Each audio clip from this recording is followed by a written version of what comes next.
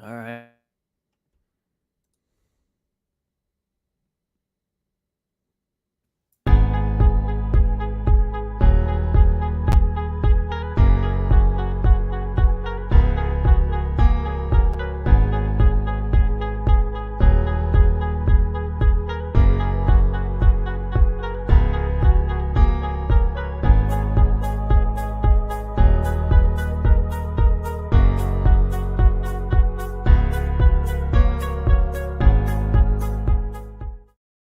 Whoa. You dropped some. Rocking out to that. That was crazy. I wasn't expecting I, that at all. I was expecting our normal screen where it's just like silence and I had to be quiet for a little bit. I clicked the wrong countdown. That's the stock countdown, and I clicked on All that by right. accident. All right. So No, it was fancy, man. Like, it was it had some cool beats in the background. I dug it. it was super fancy. What's up, Hmm. Nerf Herders? Welcome back to the Nap. It has been a while.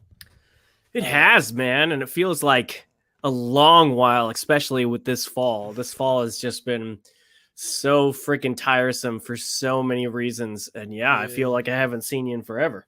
yeah. This year's been a really long decade. Uh, and well, obviously, the first question is: are you guys back? Are you doing regular uploads? No, not quite yet. We haven't. Well, I mean, we haven't even talked about that part yet. But we knew that it had been too long, and the Mandalorian has been running, in all of its gloriousness. The second season. I don't know if that's what they're calling it because they're calling them chapters, but the next chapters of The Mandalorian are releasing right now, and we are right smack dab in the middle of it. If you are watching the podcast in the past or in the future, we have just seen, well, not just seen, but we have most recently seen what will be considered season 2, episode 4, which is Hmm. chapter 12, The Siege. And so this is our mid-season Mandalorian discussion and review because honestly, they dropped a lot of stuff like right off in the beginning, and it feels like they're really building up to something big.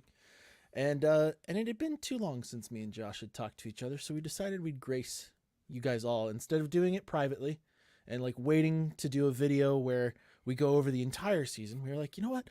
Let's jump in on the middle. Let's just do it Exactly. then. Yeah. Yeah. And boy, What? did they do a Go good ahead. job of giving us enough to talk about, though. They did, and especially when with this year and all the other promised Disney Plus originals, all of the Marvel stuff that we were supposed to have gotten by now, even and especially after the Mulan incident, Disney Plus really needed a win, and boy, are they winning with this. I really feel like this is a strong season, and yeah, I thought it'd be nice to do a mid-season recap. We're gonna break it down through episodes. We're gonna each episode we're gonna break down. We're gonna get into spoilers, but before we get into spoilers, and we'll put a little banner at the bottom that says spoilers. But before we Oh, get can you into do that? spoilers, Sweet. um, yeah, just what's your overall impression of the season so far? Does it meet your expectations? Is it lacking? Is it exceeding? What's your thoughts? Okay, so just some lightning around positives, and then some lightning around negatives. Positives, feels like the first season did. It's captured the spirit of Star Wars, and I think they've done a great job with that. Um, the duo between the Mandalorian and the child still working out great, and looks like he's even given him some, like he's actually trusting him to do some more stuff, or just utilizing his size for maintenance. Um, Certain repairs that he needs to make to the ship. Uh, I like that. I liked the little bit of nostalgia that they're still playing with. They did that in the first season. They're doing it again here in the second season, and they're not going overboard with it. They're giving us just enough to tease, and I'm liking that too. Negatives almost feels like it almost feels like we're just kind of like watching a continuation of the first season, and it's like there's not enough like new we've got kind of like the same goal. There's still a lot of questions that we haven't gotten answered, and I feel like the chapter 11 with the other Mandalorians was like the most actual thorough explanation of Mandalorians that we've gotten out of the entire series so far. So and it even still wasn't too terrible much, but on as far as negatives go, that's about it. That's about it. It is seeming like it's dragging a little bit, especially with what information that they have given us before this season even started. Like, we knew what he needed to do, and now it feels like they're really dragging their feet to get there. Yeah. That's without talk. That's without talk. That's the best way I can do it without talking spoilers of any kind. Positives and negatives for me. Positives, man, this season has a larger budget than the first season, and you can tell. It looks really good. It looks really clean. They throw a lot of stuff at you in the first 4 episodes, and I dug it a lot. I can also really tell that Dave Filoni is heavily involved in this season because we've got a lot of callbacks to his materials. And while some people are not happy about that, I thought that they were presented in a great way that if you had seen Rebels and Clone Wars before, you'd be like, oh, yeah, nice. If you hadn't, you wouldn't be left in the dark. I think it's been written really well. I think him and Jon Favreau have been teaming up really well. So, yeah. And you get the sense that it's going somewhere. You do finally there are parts in the first half of the season where you get a glimpse of the other side, and you're not getting answers, but you at least feel like you're getting close to finding out more of what the actual story is. My negatives would be it seems a lot like side quests this season. Whereas when you get the sense that you're on the verge of something new, of something big, you have to do a side quest. And then when that side quest is over, you're like, oh, okay, we're about to get, and then there's another side quest. And while the budget is great, the episode links, other than the first one, are incredibly short, and they just feel shorter than they did before because you get done with the side quest, and then you just like you get a taste of what you've been waiting for, and then credits. And so I feel like that's a negative for me. And also, we go back to the same planets as the first season. I'm still waiting for new stuff. We get a little bit of new stuff, but I'm still waiting for them to branch out instead of the safety nets of the first season and those locations and those characters. But I am really enjoying it. I mean, I can be critical of something and still enjoy it. And so far, like I said, I think they're doing well. Yeah. And another thing that I'll add is that the episodes do seem painfully short. Painfully short, man. I mean, they're great episodes, yeah. But then they're just over, They're just I mean, I would think that that's a good thing. Like, every episode is leaving us wanting more. Sure. And but then they just really are short. Yes. I mean, also, I feel like this season could have, I mean, maybe it was a budget thing. Maybe they didn't want to do more episodes. Like, with the length of the episodes themselves being so short, I feel like this season could have been part of first season still, because like I said, other than like the finale episode in season 1, which didn't, I mean, it had somewhat of a finale feel to it, but not so much to where you couldn't have put these episodes in the same first season and it still would have been like, oh, okay. Right.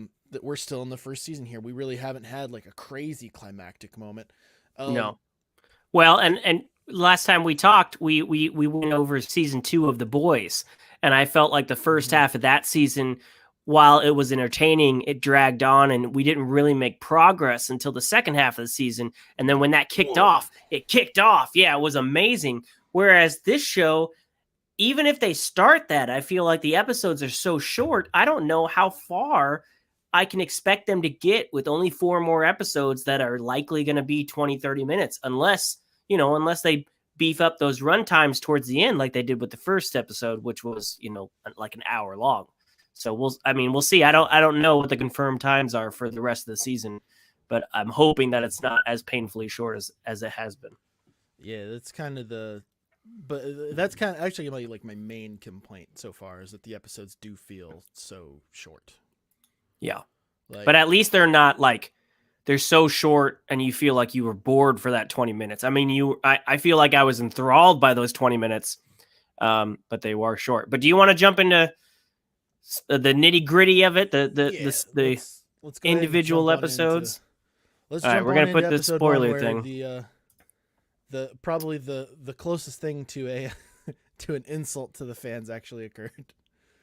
Yeah. Let's see here. Okay. Where's my? Here we go.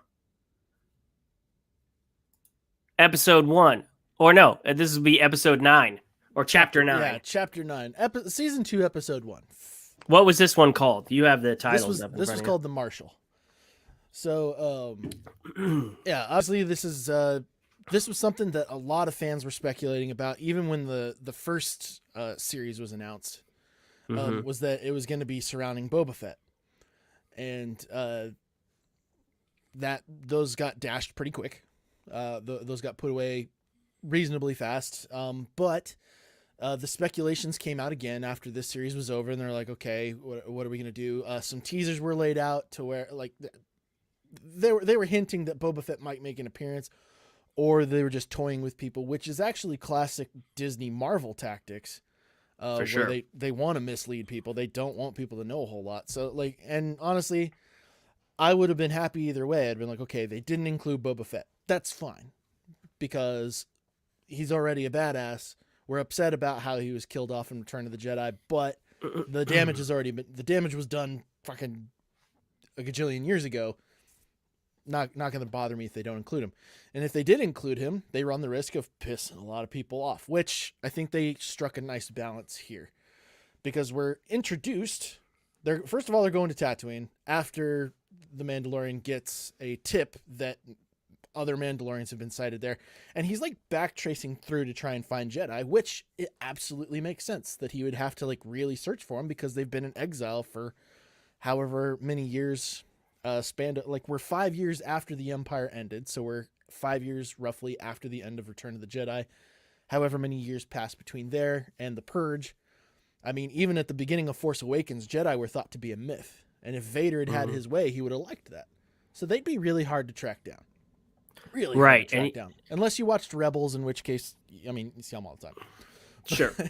But yeah, for those who aren't familiar with the show, that it would be an unreasonable occurrence. Then again, depending on how you feel about Rebels, they might not be considered Jedi. So you can kind of draw your own conclusions from there. But either way, the Mandalorian shows up to what could have been the equivalent of like Boba Fett's younger brother stealing his armor when they're kids, and just throwing it on. I mean, because he's looking for other he's looking for other Mandalorians to help him find Jedi so that he can get the child back to its kind is basically his end goal. And he gets told that there's a Mandalorian. And well, first of all, this, and I don't have a screenshot for it in this, but this episode started off way different. I mean, it was in like, he was in like this a gambling like fighting pit den. Yeah, like this Star Wars UFC thing. And what's his name from John Wick? Yeah, what's his name from John Wick was the big bad that he was talking to. I can't remember his name. He runs the garage in John Wick. Yeah, the Russian dude. No, not the Russian dude. John Leguizamo. John Leguizamo. Yeah, he was the bad guy in the because I recognized his voice in an instant. He was the bad guy that Mando was talking to at the fights. From John Wick. I don't know, but John Leguizamo ran the garage in John Wick. You know, he took care of his car and he hit the Russian's boy in the face. I was just thinking of like the Russian baddie for some reason, who was like who like told the story and was like, "Oh, you pissed off John Wick? Shit." Yeah. Well, anyway, so he turns on Mando to get that armor, and Mando just takes over everybody and leaves John Leguizamo like hanging from a post with all these night creatures about to kill him. Yeah, and I was like, sinister as hell. I was like, all right. Yeah. Okay. I was like, yes, this is how you start it. I promise you will not die by my hand. Right. Right. Technically the truth. It was a Batman moment. I don't got to save you, but I'm not going to kill you. But so, and then he goes back to Tatooine. I'm like, oh, this is new. This is different. Oh, and we're going back to Tatooine. But anyway. Yeah, and you always hate it when Tatooine gets brought up. And because Star it gets Wars brought media, up you're like, so much. You cannot have a show around the criminal underworld or just necessarily the underworld, the underrepresented parts of Star Wars without at least going to Tatooine. I guess not. That's like I guess not. aside from like Nar Shaddaa, that's like the king of underworld crime areas in You know, Star maybe Wars. Clone Wars just pampered me because I swear they were on a different planet every single episode of Oh that show, man, and they dude, were you not at saw. Tatooine every 2 episodes. Well, like I But said, they had to touch on that nostalgia, and mhm. Tatooine might have just been like a single way for them to be like, all right, hey, let's just show the fans that Boba Fett's not dead.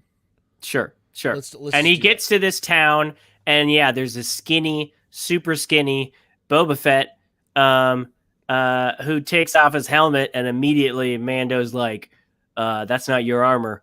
Mandos don't take off their helmet, Hand it and it's over. Timothy Oliphant from Deadwood and other things, Deadwood and Justified and I think. other things. I I think love like Timothy. He's great. isn't he like the most recently isn't he the guy with Drew Barrymore? Oh yeah, the Santa Clara diet. Yeah, Yeah, the where his where she's wife's like a a zombie zombie and all or that whatever. stuff. Yeah, That was a like gross isn't ass he like the show. husband or the dad or something like that? Yeah, he's the husband. Yeah, that's a gross show, but it was I gotta funny.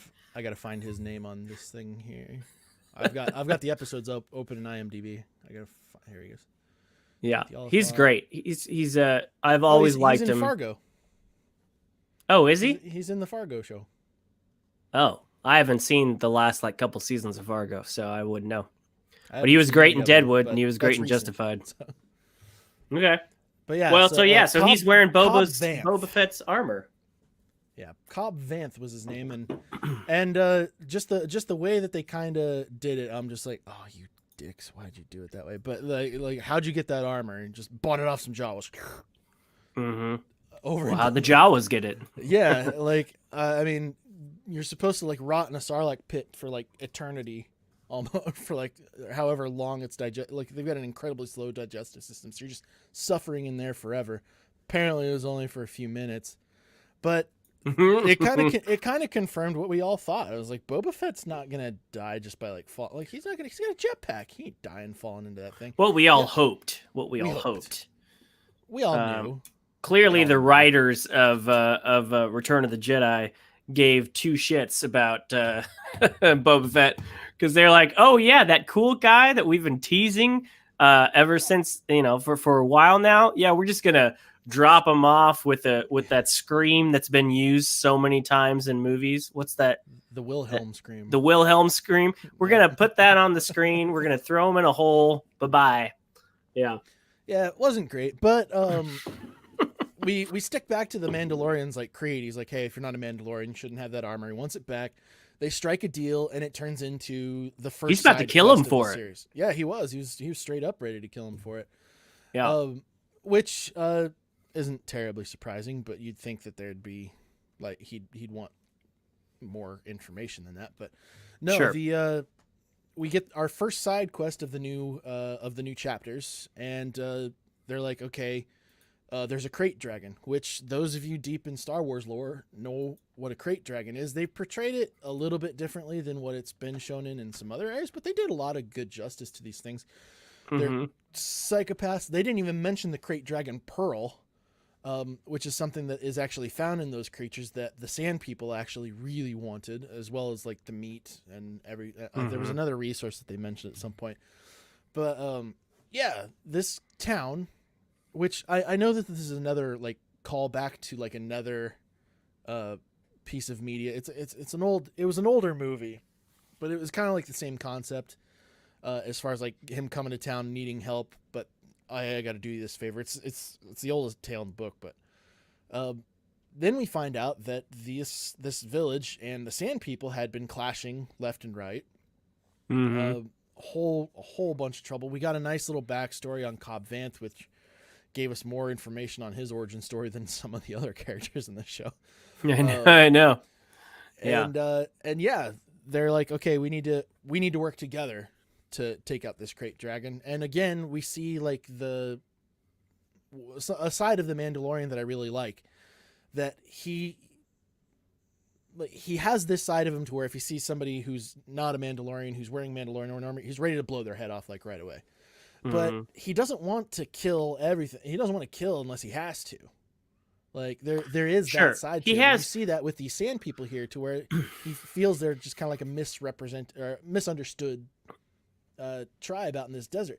He knows how to communicate with them, which was something that we hadn't seen in any popular Star Wars media yet.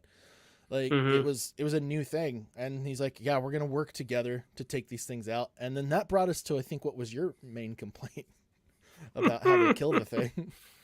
Yeah. Well, I mean, to Mando's credit, yes, he's deep and stubborn in his ways, but he's also attracted to people with a sliver of honor. And when he finds out that this dude, yeah, he's wearing some armor that he bought off a Jawa, but he did that to come back and save this village from some pirates or whatever. We saw a little glimpse of, even though the Death Star got blown up, evil didn't leave the galaxy. Someone else just stepped up. And immediately someone tried to step in and take over this village, killed a bunch of people. He came back with this bot Mando armor and saved the town. And he's been wearing it ever since to protect the town, not to be a badass, but to do some good. So Mando appreciates that. And while he's not going to let him keep that armor, he strikes a deal to help him keep this town intact from the worm from Dune, and then he'll get the armor back. So yeah, but the first time we see this dragon, it's just like Dune. It's something underneath the sand, and it was a really cool effect that kind of turned the desert almost like into liquid, and it was really neat to see the sand effects like that. And then it comes up For and a eats that. fucking mountain too. Yeah, comes up and eats that bantha, and you're like, holy crap, this thing's huge. And So yeah, immediately you're like, okay, it eats banthas, so just throw some bombs on this bantha and have him eat another one. Like he clearly likes bantha. But instead they him and the sand people and the town people come up with this crazy scheme to dig a trench outside of the home of this thing, put bombs in the trench, and try to blow it up. Now, why they thought that the belly would be any more different than the back or the sides of this beast, I have no idea. But there was a line that says, we think the belly is vulnerable, so we want to blow it up from underneath. So they waste all this time and effort putting these Common weak bombs point. in the ground, and then they draw it out, and he slides on top of the bombs. They click boom, and nothing happens. Yeah, no, that didn't have too terrible much of an Failed effect. epically. But then we got this awesome thing of this dragon that can't fly but can go up on top of a mountain and just come out from anywhere super fast. Like you'll see him dive, and then he'll be Yeah. behind you hanging out, and and he's got acid, stomach acid like aliens that he's killing people with. This Uh-huh. was a formidable beast. I was really impressed with everything they did with a worm, essentially a worm with teeth. It was pretty cool. And it was super cool to see both Cobb Vanth and the Mandalorian kind of like kick it in and be like, all right, because they were on the sidelines for a little bit and they're like, all right, we need to do something. And they both start fucking jet packing off. It was like this nice Yeah. badass moment that they had. It was really cool to see those two fighting together. Um, Mm-hmm. Mm-hmm. this episode was directed by the creator, Jon Favreau, who we all owe a lot for probably the Marvel series, I want to say. So I mean, he had my faith for a long time, but yeah, he knocked it out of the park with this one to get that kind of like that badass feel. And Mm-hmm. then just more like this series has actually got me looking into like more behind the scenes stuff than other shows do. Like I've been trying to like find out more information, which is something I don't normally do. Mm-hmm. And so yeah, it was just great to kind of see how they do that and seeing like the LED screens that they use instead of green screening. So the actors are actually put in the environment, which is really really cool. Um, Yeah. Yeah, that big wall he that they hadn't, use is a but spectacle. I love it.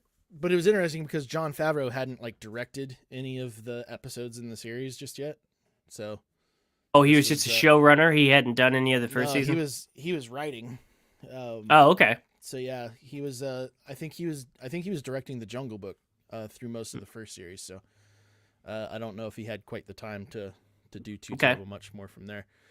But yeah, that was it was a great first episode. And then they finally decided to give the Mandalorian, like, this was a moment where some of the rumors had come out before this series came out that the Mandalorian eventually was going to draw its focus to a different character.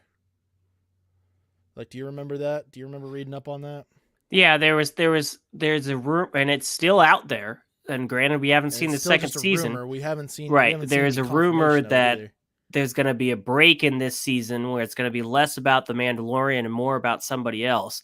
And people had been suggesting that it could be about Boba Fett, because there was a character at the end of the last Tatooine episode, the one that most of us didn't like, where you see a character come up on what's her name in the desert, and you just see his boots, and you're like, is that Boba Fett? And lo and behold, we see Boba Fett hanging out in the desert. But that was all we got to see. So we that did was, see the actor, and it was what's his name? Morrison, Tamira Morrison. I can't remember. He's the guy from the prequels. He's the guy from the prequels. He's voiced. He was Jango Fett in the Clone Wars. Right. So I mean, they yeah, brought him back. It was neat to see his face again. That was pretty cool. Which makes perfect sense because Boba was a clone that the Kaminoans had provided to him without growth acceleration, so he could have a son. So right. It makes perfect sense that he would look exactly like him. Yeah, they aged him up well. It looked right. Yeah, they didn't do bad. I'm still trying to find his name here. Tamira Morrison. Temuera. Mm-hmm. So figure that one out. But is that a Kiwi name? That sounds like a Kiwi name. It might be a Kiwi name. Isn't he from New Zealand? He might be. That sounds right. IMDb has him listed here as cloaked figure, but we all fucking know who he is. Yeah. But yeah. So when we saw that, I was like, okay. When we saw like the badass moment of the Mandalorian getting eaten by the crate dragon, he's like, you know what? I'm gonna take these bombs. We're gonna blow it up from the inside out. We saw that moment. Cece was like, oh my god, are they gonna kill him off? I was like, no, they wouldn't. Oh wait, no. Maybe there's that. The balls on the show if they did. Maybe that would. Oh man, for just a split second, I was like, oh wow, that would be really crazy if they did that. Yeah. And then we saw the Mandalorian. I was like, and then we saw Boba Fett. I'm like, oh shit. Here we go. Mm-hmm. And then that kind of confirmed that he was probably the guy who was keeping tabs on the Mandalorian when he was there and saw that other chick that just was hanging there. out in the desert. And so my first hope was that they were going to open up the second episode with him. Like, we're still on there. Right. Like, there's going to be something. Nope. Like we were going to see him crawl out of the Sarlacc pit. We're going to see, I would love just an episode on what Boba Fett's been doing all this time. I mean, I feel like they've teased him twice now. We've got to have some sort of an explanation as to what goes on. Who knows? He might even be like a link back to the Jedi of some sort. Maybe he's maybe he's made contact with like Luke Skywalker or something like that, or with another Jedi here on Tatooine. Who knows? Like, I'm speculating wildly and doesn't make any sense. Right. But that led us to Chapter 10. Mm-hmm. Which did not feature Boba Fett. In fact, after that, we got rumors that they're talking about a Boba Fett show, which almost confirms that we will not see Boba Fett again in this season. But who knows? Maybe we will. But well, we got a character who's like far more sadistic than Boba Fett, and that's the child eating children. Yeah. If you are pro-life, this episode would have been a tough one for you. Well, if you're pro decency, this would be a tough one for you. Yeah, but still. So this episode actually was kind of like my least favorite out of the 4 that we're going to talk about today. Okay. This one just felt like an unnecessary level of side quest. Right. This one just bugged me. It was just so weird. Like, first they're introducing a new species, and honestly, the frog people, I was like, that's a really lazy alien species. Like, really, just really walking, put a lot of effort into that talking frog. Yeah. Yeah. But apparently they're on the brink of extinction. Yeah. And a female frog has stored all of her babies in this canister, and the Mando is tasked to take her to this other planet where her husband's waiting where they can try to restart their species. And they make it very clear that if she doesn't get there, their species is dead. And Baby Yoda's just like, food, like constantly, no matter how many times, like they go back to it. They're like, please protect my babies. They're the last of our race. And he's just like, oh, more snacks? Let's get some more snacks. The whole I mean, he's vicious. That's been the most iconic thing about the child so far, and almost the entire show is just him eating. Yeah, and the only thing you didn't get, hungry. The only thing you didn't get was like his furrowed eyebrows and like an evil laugh while he was eating the babies. That was the only thing that was missing. But to him, I was just like watching in horror. He just kept on doing it. It's like, come on, kid, you're 50 years old. Can you fucking have some decency by now? Like, seriously. Right. No, guess not. We got a like he got. I'm not going to talk much about this episode because honestly, it's not much to talk about. Not as much happened in this one. This one was kind of slow for me.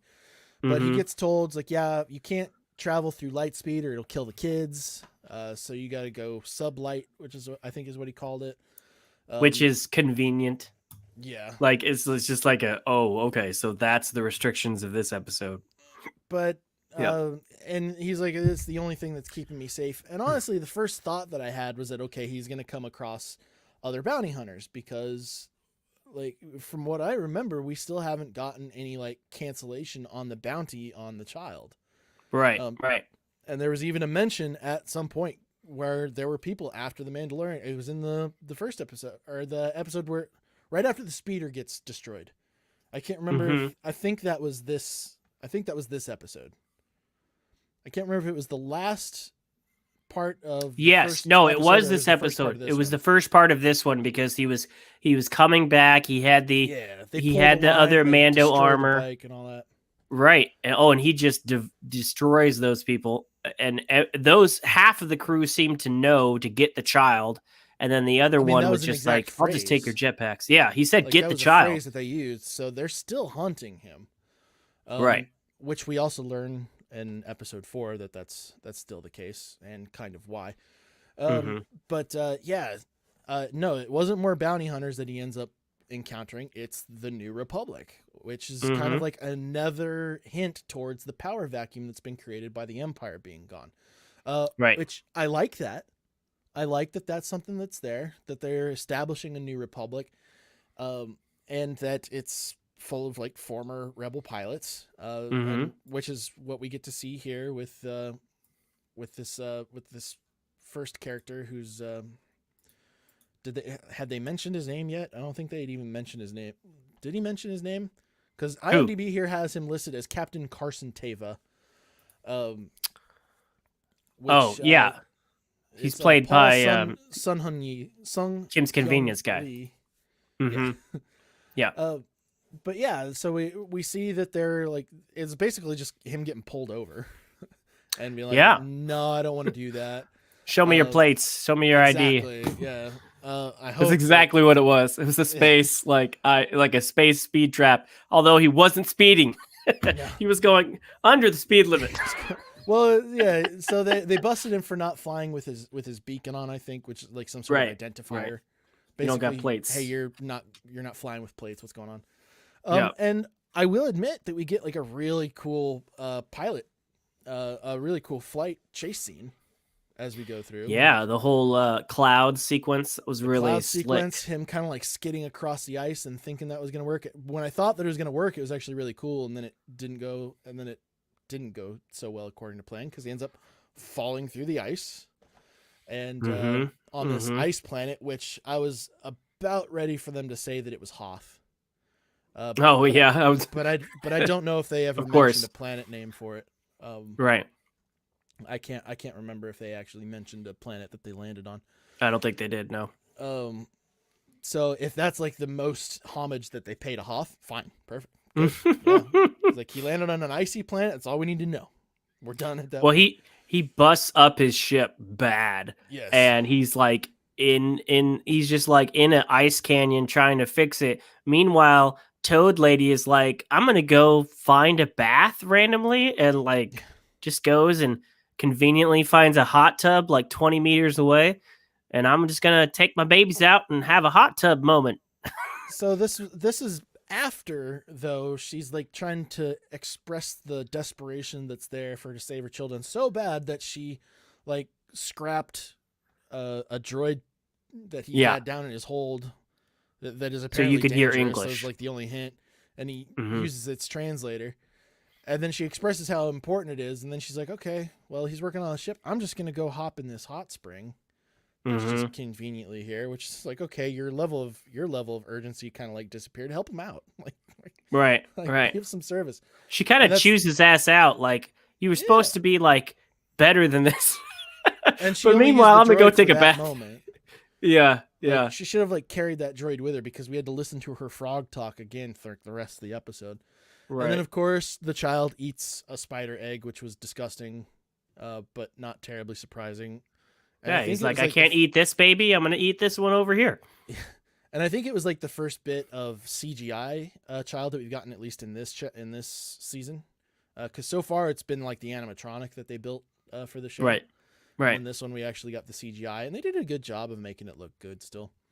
I think so. But Hmm. yeah, so they're killing off the spiders in their Harry Potter Aragog moment, and Big spiders. Another call big out spiders. to Rebels because we got these spiders in Rebels. Hmm. And have you seen Rebels? Did you? I'm not finished with it yet. I'm Oh, quite a you need bit to hurry through up and though. finish with it, buddy. Yeah. I feel like if we ever get to Ahsoka, you're gonna be behind. You need to hurry up and finish Rebels. But Well, I've they had gotten a I've Rebels gotten to call out. Ahsoka, so Okay. Well, they had yeah, a Rebels we're just call not out quite with these finished yet. spiders, and oh, whoops, and they get chased back to the ship, and it was actually kind of a creepy moment when those spiders took over that ship, Yeah, and he's like fall back to the cockpit, and then they're getting in the cockpit and shit.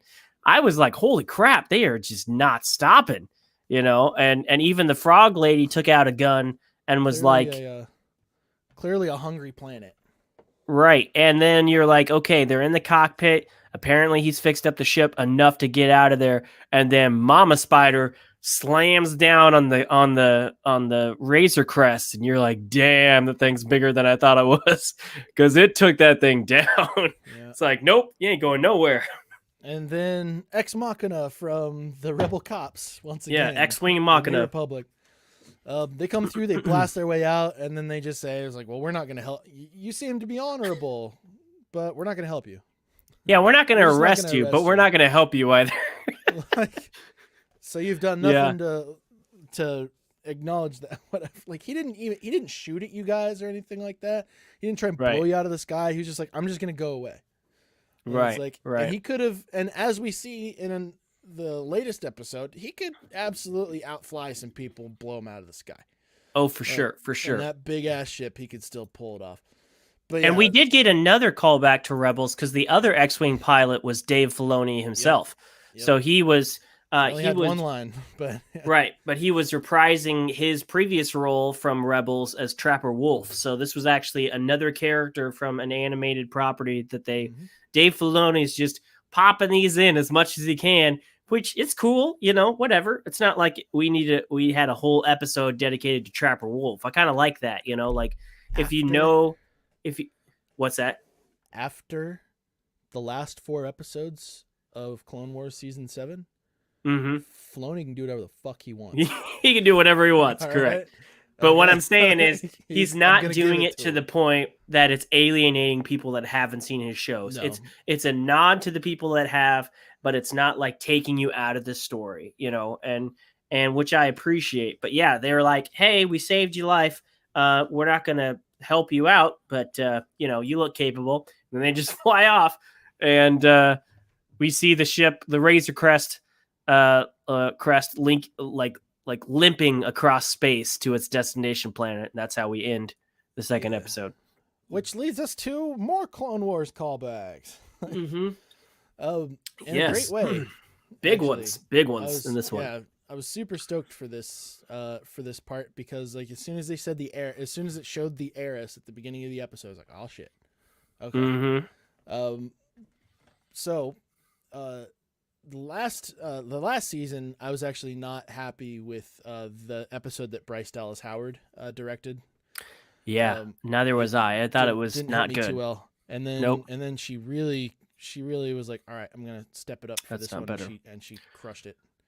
She did, man. She really did. And this was the one that I think a lot of people were waiting on because we had seen this picture in the trailer and we saw Yeah. Sasha Banks and we were like, is she Sabine? There was a lot of rumors thinking that she was going to be Sabine.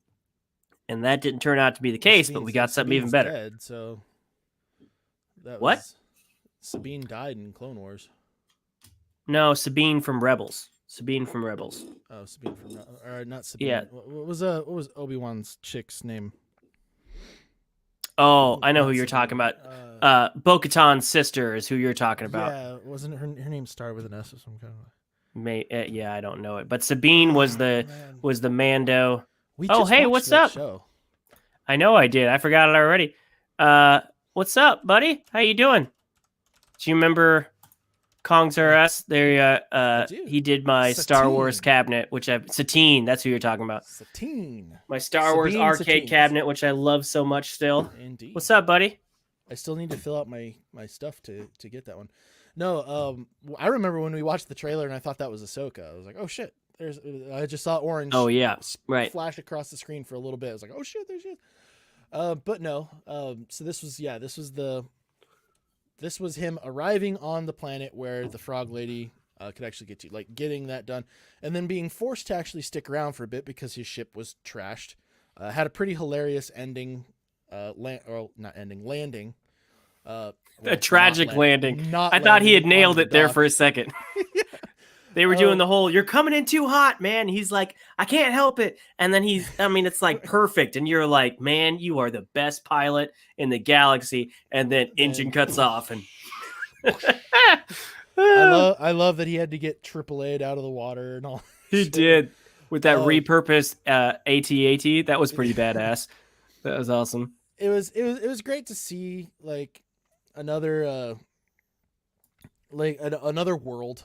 This was another new planet that we hadn't seen any major Star Wars media just yet. But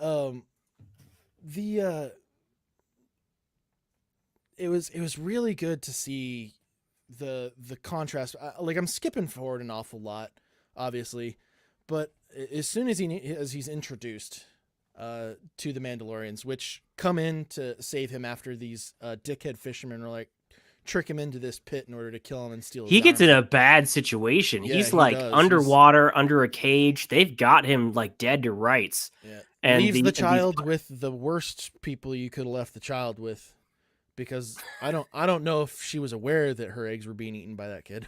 Well, but before that, he allows the child to be eaten by the Kraken. So I don't know if he's the best way to handle the kid either. Like the pirate's just like, oh, the Kraken's hungry, take the kid. I don't know if allowed is a great word for it. Sure. But I yeah, mean, these three Mandos come in is, and save the day. The hover crib that he keeps the kid in did its job, so that was good news. But yeah, we get the rescue, and then of course we get the moment where as soon as Bo-Katan removes her helmet, he's like, "Ah, fuck this again!" Like, more fake ass Mandalorians, and obviously the first time it was a no-go because he wasn't actually a Mandalorian; he had just found that armor. But now he's running into some real, true-blooded Mandalorians, right? Native to the planet, has been in their tradition for longer than he has because he's a foundling. He didn't get raised that way, and his family wasn't raised that way. And Bo-Katan claps back. Yeah, she's she like, kind of dismisses his sect as almost extremists. Yeah, and this is what I've been talking to you about all this time because I was watching Clone Wars. I was like, why is this a thing? Every other time we've seen these guys take him off, and yeah, he chews her out just like he chewed out the other one, and she's like, bitch, this has been in my family for 3 generations. You're a child of the Watch. You're a religious extremist. I'm the real deal. So back off, man. Yeah, but I mean, it was really kind of it was a weird moment because on the one side, like I really liked the way that he like his creed, the Mandalorian creed goes, but yeah, I loved the Mandalorians in the Clone Wars. Like Mm-hmm. I loved the story that they had there. I loved this power struggle that has been expressed over that planet. And then you hear about, and then there's even more wrong with the Mandalorian planet through the, let's say, the original trilogy era, Mm-hmm. where Mandalore is where a lot of is where the Imperial Academy was at, and there was like a bunch of struggles there. Right. And and it's clear that that war is still going on, like however many years later. I Mm-hmm. will say that she doesn't look like she has aged too terrible bad at all. She looked great, Yeah, and I love that it's Katie Sackhoff. yeah. I'm a They used the huge original Battlestar voice Galactica actor. fan. Right. And she's a great actress. She's, sometimes the voice actor doesn't work for the in-person Mhm. reveal, but she's been a badass since she Just knocked it played out of the park. in Did a Battlestar great job. Galactica, and she reprises her role as Bo-Katan here.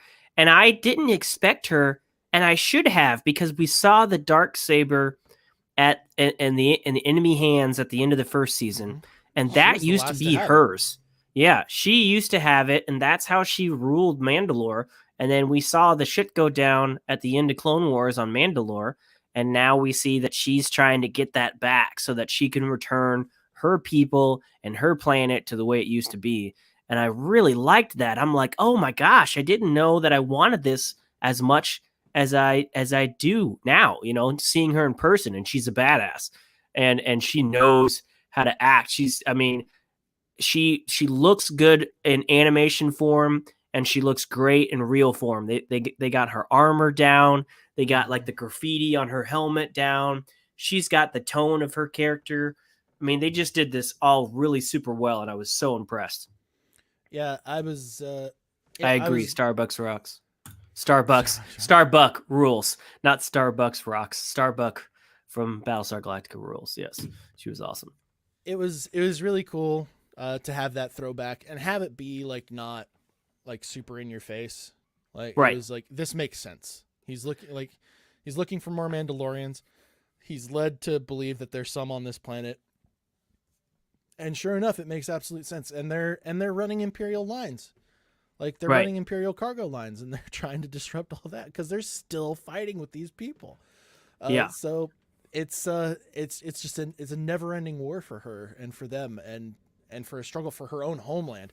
And then right. we get the awesome moment after like a really great sequence of them storming this Imperial cargo cruiser. Um, Yeah, like it was actually really cool. It was seeing how accurate the stormtroopers seemed to get after the Empire was dead. Because man, it's great that Beskar is laser proof because apparently the stormtroopers now are just sharpshooters because they were just pinging them ah, like they not were the last sharpshooters. stormtroopers left, and they were shooting down a barrel hallway. That's They not. were It's not pinging the hell incredibly out. hard to miss. Okay, They were fine. doing well, but They reached the bare minimum of what I would expect for somebody with a firearm yeah, actually hitting true, their target. true. Right. But yeah, it's great that Beskar's laser proof. He had a great moment. I was really expecting at some point that Bo-Katan and her crew were gonna like betray him or screw him over to some degree, and they didn't really. They Uh, changed the deal, I but was I really waiting mean, for them to say, "Pray, don't alter it further," or something oh, like I, that. I was I hoping not, wanted because it it got so it bad. got right on the edge of that, because they were talking. It's They like that'd be changed the so deal. funny. I'm It would like, have been don't do it. so good. But But they did. They got to the cargo bay, and he is like, "All right, we secured the cargo. Tell me what I need to know," because she apparently knows where a Jedi is, and she's like, "Oh yeah, no, we're actually taking the whole ship, yeah, and you're gonna help us, or I ain't giving you shit." And that was a hilarious moment when the commander of the cargo base like like, locked him in this room. where did you lock them? The cargo Cargo control room. cargo You control room. dipshit. They all just go flying out. I love that. That was great. And you um, had Bosch actor Titus Willifer as the commander of the ship, and yeah, his just like tired, annoyed facial expressions were just great. He was perfect for that little role. yeah, And yeah, and also, but like also like super like dark. he was loyal. He was loyal to Yeah, the end, like and he would unflinchingly rather kill loyal everybody on board and nosedive the ship into the planet without instead even a of blink. You're just like, all right, I'm Right. gonna bam, bam, Well, done. he did call, Gus, and was like, "Hey, man, Gus. we need some help. We need Love that some, you're we calling him need Gus. we need some help. We need some evac right now." And Gus is just like, "Man, if it's gotten that bad, you know what to do." And he just shoots his co-pilots and nosedives the ship and is prepared to blow them all up. And that doesn't end up happening. But yeah, he's a loyalist through and through, and I like that about him. That was good portrayal. Yeah, it was a good moment. Mm-hmm. It was a good expression of how relentless Moff Gideon is, and how it's kind of like a callback to almost Darth Vader's level of villainy. It's like, oh, you failed me? Well, you're fucking dead. I don't need you. I'm gonna set Well, an and it example. wasn't Like even if that. I I know, didn't even feel no, like it not was that. I necessarily, think he but was it's just like like, similar to that mindset. Be sure, sure. like I only want the strong, and if you're like if you Right. didn't make it, then you have to Well, take it and down. they're Can't in this for the sabotage my long. projects. Right. They're in this for the long game, and the Empire must survive. Long live the Empire, not long live the little people within the Empire. And if a Mhm. ship has to go down to preserve the Empire, that's how it's got to be. And so, yeah, it was very clean, very, cold, and as it should be with the Empire. So, yeah, I like that. So, I'll also, like, there was a point where, like, I knew it was going to be Ahsoka Tano that they referred to, because we had already kind of gotten that leaked through the media that was the direction that they were going to go. But I'm extremely interested to talk about this Jedi character, who we will talk about after we're done with the Mandalorian here. But Mm-hmm. I'm just gonna throw this out there. I was really hoping that she was gonna drop Cal Kestis's name. Oh, yeah, we'll talk about Um, that. We'll talk but about that. I but got yeah, some. she didn't. She dropped Ahsoka Tano's name. Said that she's on this forest planet, whose the Mm-hmm. name is escaping me at this point in time. Mm-hmm. And It's not indoor, thank it's not God. Endor. No, no, they didn't drop Endor on us. Yeah. But yeah, they're like, hey, we're gonna go, and you're gonna meet Ahsoka Tano now. I'm like, holy shit! And Here we go. I was really hoping that the next episode was gonna be where that would at least end. At Right. least they end on the note of him meeting Ahsoka Tano, but they didn't even do that. They And gave us no. another side quest on another Yep. familiar planet, back with Gina Carano and Carl Weathers. And Carl even the Weathers dude actually, from the first episode. yep, Carl The Weathers little actually directed this episode, Mm-hmm. which is Mm-hmm. interesting. But Mm-hmm. yeah, it was nice. Don't get me wrong. Like, he was like, my ship, we're not gonna make it to where we need to. We need to stop by some repairs. How would you like to meet some? How'd you like to see our old friends again, or something like that? Whatever his line was. And yeah, that I guess, maybe I just want to see like a map of the Star Wars. I guess I always thought of it as the Star Wars universe, but maybe it's just the Star Wars galaxy. Like, we live in the Milky Way galaxy, and we've got what, 8 planets? So maybe that's all they got in Star Wars. They just got well, these. I mean, these It's like he's driving around. We live in Omaha, like he's driving around the same 8 blocks, and oh, hey, we gotta stop back at this block that we were at 2 episodes ago. so So there's we can get actually some repairs. there's actually galaxy maps that you could look into, but he's basically sticking to just the outer rim planets. Um, Okay. and which is why we're seeing pretty much just the criminal element everywhere, because these are areas that were pretty well under their own control. Sure. We're not seeing a lot of places where there was like a crap load of traffic coming through the area. It's a lot of people who are like trying to hide and shit like that, which makes sense. Mm-hmm. There's gonna be planets like that, kind of like Georgia. Um, there's it was nice. We knew that we were gonna see these characters again, Right. and so here we are. And at first I was like really pissed off, but this episode also was pretty important to kind of, because they needed to lay down the groundwork for the main villain in the show. And we got like a really big hint towards what was actually going on there. Yeah. But he comes down and he meets back up with Gina Carano and Carl Weathers, and he's like, "Hey, I need some repairs." And they're like, "Well, hell, man, we'll do whatever we need to. You've done more than enough to help us out before, but we also need a favor. Here, let's cash that in. We get another side quest." Mm-hmm. There was actually a scene in this episode which blew up a little bit, and it was in the school. There's a little girl who's got the three ponytails, a lot like Rey, and so people Oh, I blew up missed about that. that a little bit. Totally Yeah, missed it. that one got lit up a little bit because obviously there was a lot of speculation that was a young Rey that we had just seen. Mm. Hasn't been confirmed, and I guarantee that it won't be, because I mean, who knows? Maybe that was just a popular hairstyle when Right. she was a kid, and But then we also got space macaroons in that episode. So, or in that little scene, it it was was so well obvious first, they were macaroons too. they, It was but they so picked the easily to color. identify. They're like, these look like space cookies. But But let's make them neon blue macaroons, and we'll be I fine. know, right? But I did love the very first part of this episode was Mando still out in space, and he's finally saying, "Look, kid, you're gonna have to pull your rent." And he puts him No, down this not the hole red. to try to do some wire work, and that was hilarious. It was I great. was It was cracking like up so much. because it was like the dad it's like the dad holding the flashlight over the kid for once, Right. And but all he had to do was the put the kid just blue destroyed wire the ship. where the red and the red. Yeah, it was like Han and Chewie, like just put Don't the red touch one them there, together. and the kid's just like, "What?" I was cracking up. That was the same funny to me as him pushing the buttons in the first season. I thought that was a Yeah, good moment that cracked me completely up. innocent. You almost Yeah. look at the Mandalorian at that point, but like, what did you think was going to happen, What? dude? Yeah. What? Like, what? Really? You really think I was going to go well? You Come put on, too man. much faith in this kid. It's like this kid was just eating babies a little while ago. You're going to trust him with some Mhm. fine wiring work. Let's see how that goes for us. Yeah. Then he satiates his appetite again, stealing these cookies from this asshole kid. It was like Yeah. this little alien baby who's clearly a baby as Mhm. far as any of us are concerned. You're not going to share your cookie. Fine. Barely I fits in his little desk. hated that kid. Hated that kid. Take those cookies forever. He's like, I want one cookie. The kid's like, no. He's like, all right, I'm taking all your I'm cookies. gonna have all of them then.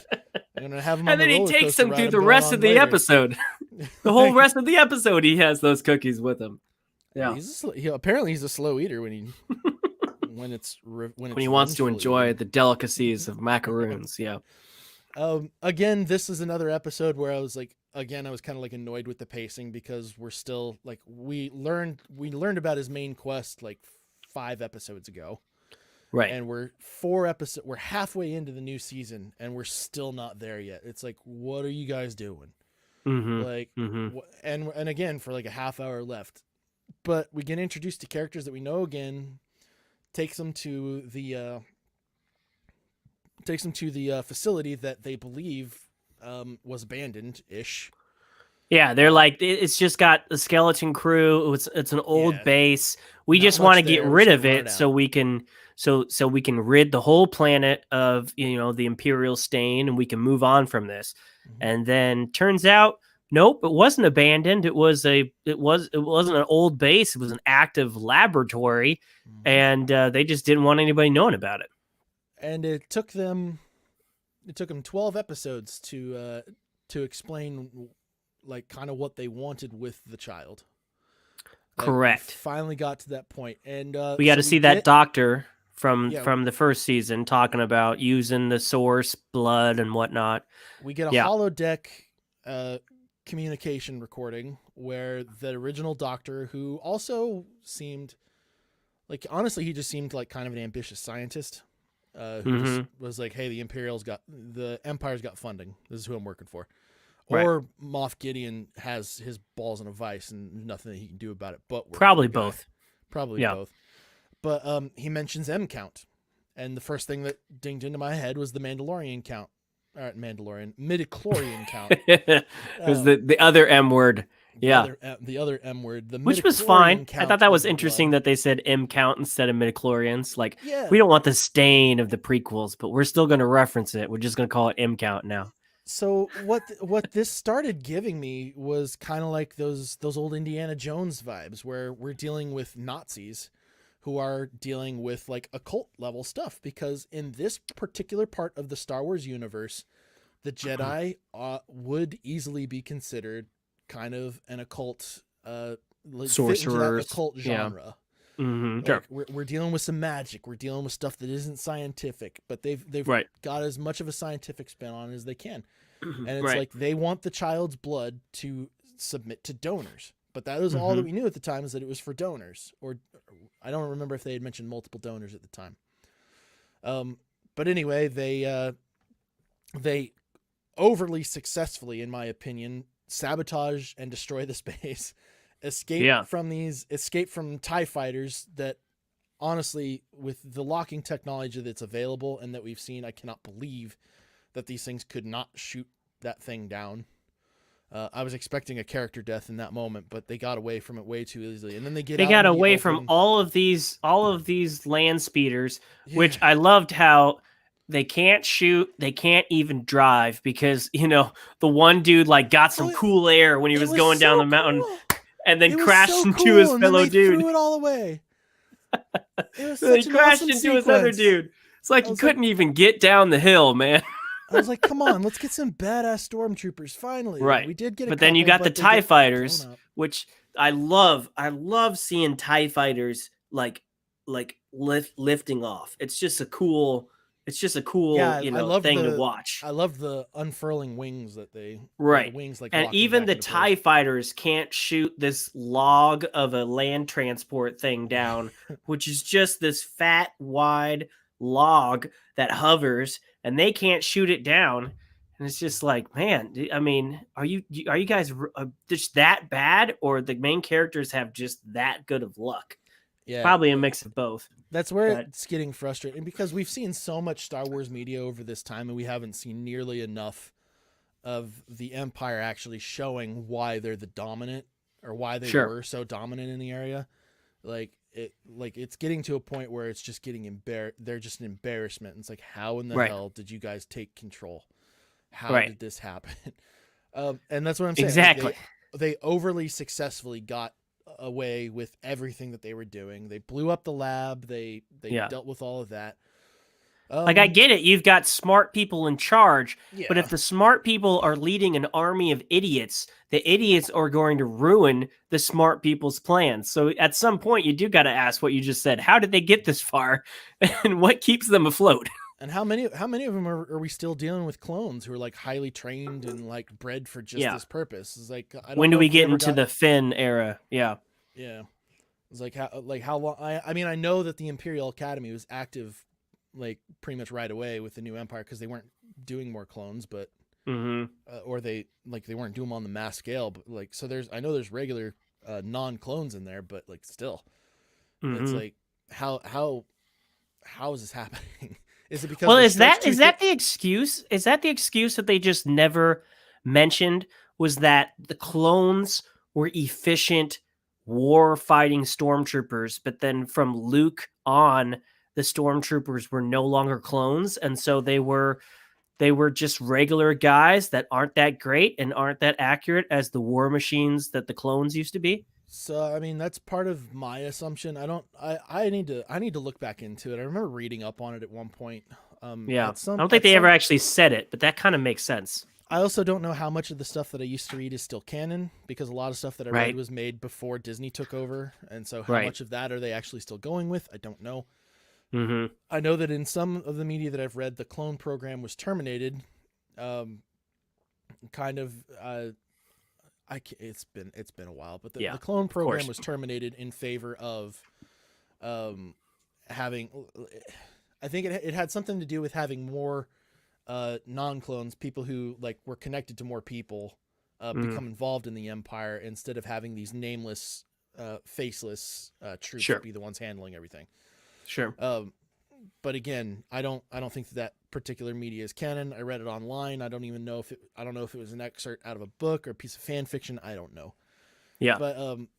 But anyway, we end up leading to Moff Gideon having a discussion Mhm. with somebody on a Star Destroyer, and The dude on the chick on the Star Destroyer says that they have put a tracker on the Razor Crest. yeah, So, so which obviously, of course, because we had right. that little hint from that robot in the dock, like, hey, what's he? It was like Exactly. that was kind of like our little trick, and he informs that like the asset is still with them. and they've got You to can't track get down the to ship. them, but at least we know where they are now. Yep. Yeah. And of And then we course, you know see that this. that Moth Gideon's a bad guy because there's smoke in the room. There's always smoke in the bad guy's room. So, yeah. Well, so we get introduced to him, reintroduced to him in this red, black, dark, poorly lit room, where he's got all of these what look like suits of armor or troops of some kind. Yeah, I can't tell if these are mech suits or if they're robots, but they're like if the stop moving. They're like if the black TIE fighters um and the Cylons came together. That's kind of like what those are cuz they're huge, See, right? They're when you big. look at the ones on the right in like the full image, if you've got it pulled Mhm. up, like the chin of the helmet kind of sticks out to where it's almost like it's got like those respirators on there. It's almost like they were trying to make it look like Darth Vader armor A little bit, yeah. or like Inquisitor armor.